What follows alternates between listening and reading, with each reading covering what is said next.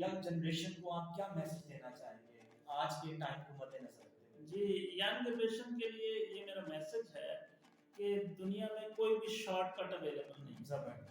Shortcut के चक्कर में कभी ना पड़े। अगर आप शॉर्टकट के चक्कर में पड़ेंगे तो आप अपने आप को परेशान करेंगे। दूसरा मोस्ट इम्पोर्टेंट चीज डिसिप्लिन है सर, कि डिसिप्लिन के साथ जिंदगी गुजारें।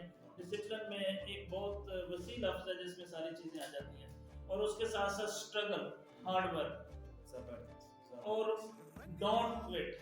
जबरदस्त। कोशिश करते रहें, स्ट्रगल करें, क्विट ना करें। आप इंशाल्लाह उधर से ही सक्सेस मिलेगी आपको। और एक बड़ा ही इम्पोर्टेंट मैसेज यूथ के लिए, आपका करैक्टर बड़ा स्ट्रांग होना चाहिए।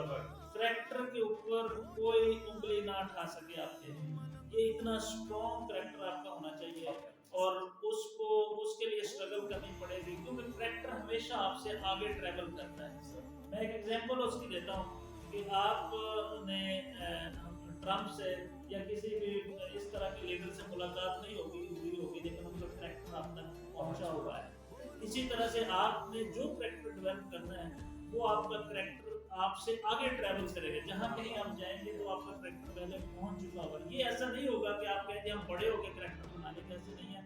शुरू से ही, अभी बेशक आप 10 साल के हैं तो आप अपने करैक्टर पे तवज्जो दें।